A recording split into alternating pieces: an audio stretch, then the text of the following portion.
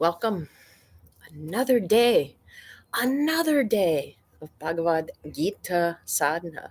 Sadhana is a continuous practice done over an extended period of time with faith that it is having some benefits. And I'm Atmadarshan or Laura, your hostess, and sometimes I'm not sure if I've been finding any benefits after 300 days of doing this. Sometimes people will remark, do you think you're different in this way because of the sadhana? But one thing I know today that has changed for me is an understanding of a specific part of the Bhagavad Gita, one of the great spiritual works, which is really about discovering who we really are and living out our destiny in the world. So we've been hovering in chapter 11, and I keep trying to move on to chapter 12. Now, chapter 11 is the chapter in which Krishna, representing the divine, the true, whatever, it depends on how you want to phrase it, the eternal spark that's common to everything. Okay, he represents that, however you want to think of it, whatever word you want to give it. You could say soul, you could say self with a capital S, anything.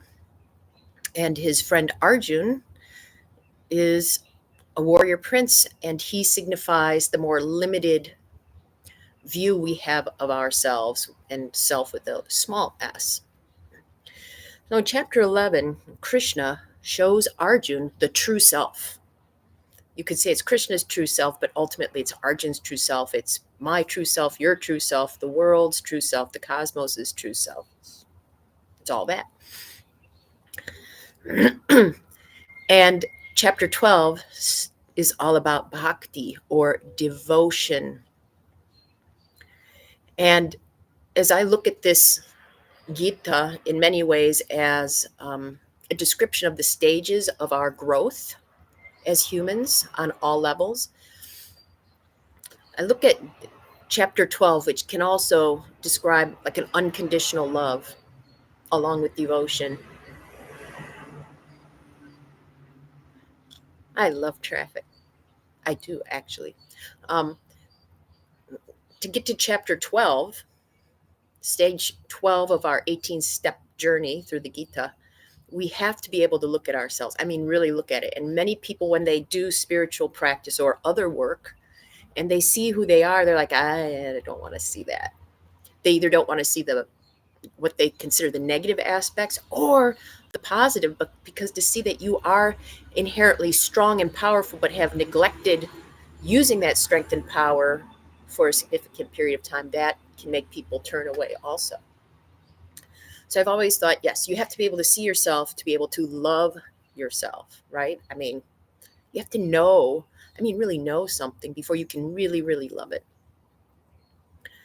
But what I've gotten out of the past few days, especially because this idea of forgiveness keeps coming up and people keep sending me things about it, thank you, universe, is that you also have to forgive yourself before you can reach this state of unconditional love. So we are on the brink of Arjun truly loving himself, and only after that happens can the rest of the spiritual journey continue. Otherwise, he's going to go, I don't care enough about myself to make time for this, or to dedicate the effort to it, or to turn down other things that seem more fun so that I can continue to pursue it. And if we don't forgive ourselves, we don't see ourselves as worthy of having that time or that energy. Okay. So the kind of opposite I'm facing here today, I'm looking at, and remember, Samatvam, our overarching theme, is about finding the balance within yourself amongst the extremes of the world, a place that you can comfortably live from and feel good about yourself. So there's been stuff going on the past, I don't know, several months, and maybe it's died down now, about these people talk about how much American men think of ancient Rome. It's like every day they say, and it sounds funny, like, why would you? But I actually think of ancient Rome very often for several reasons. One is I studied Latin. I love Roman mythology. My people were enslaved by the Romans, And that has affected a lot of my life and what I've inherited, both materially, but also emotionally and in behavior patterns. Um, and one aspect that I've always been a fan one story about ancient Rome I've been a fan of is Spartacus, because Spartacus signified this revolt where he threw off his shackles, he led slaves in a rebellion and freed many people and really caused problems for the Roman Empire, which part of me is like, good job, get those guys. Okay. Um, he can be viewed as either a hero or a rebel who was brutal. Some people say he was very humane, and some people say it was the opposite. But he had to take this huge step and seeing himself from a slave to a free man. He was a free man, it sounded like. Then he became a slave. And then he ultimately died free. So as I'm looking at this gateway between chapter 11 and chapter 12, it really does to me represent, am I going to stay in bondage to my past, or am I going to become free?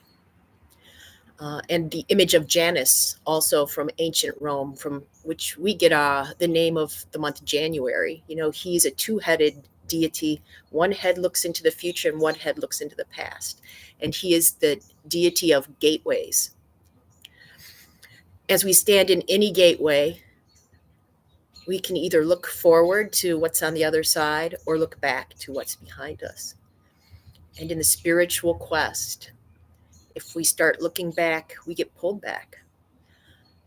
We have to keep our eyes ahead.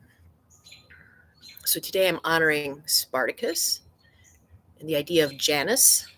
And also, Cathy, I hope you feel better soon. And you, of course.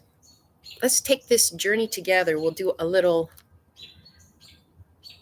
asana pose, and then we'll have our contemplation.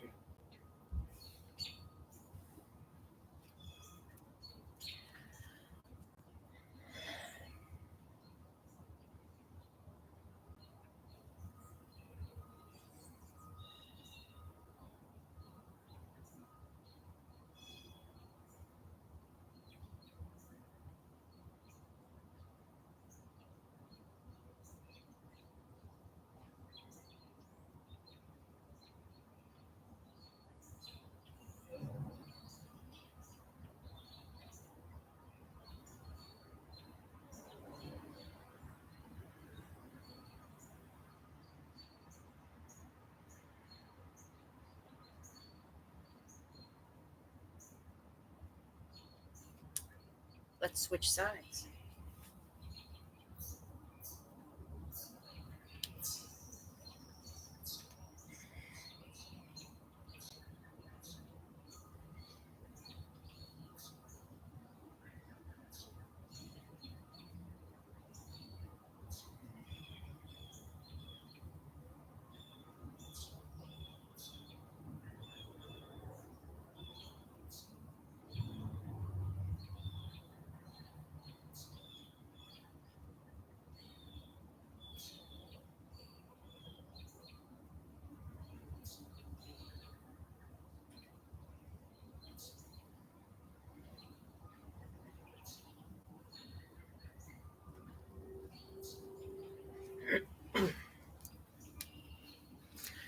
All righty, now it's time for contemplation.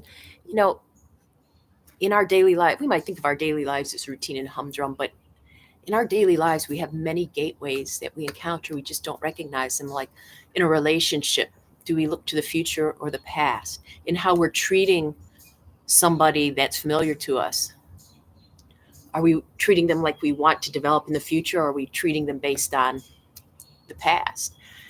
I could go on, but today I do invite you to contemplate.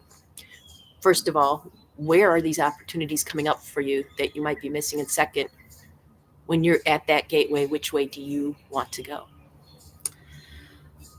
5 minutes. Oh,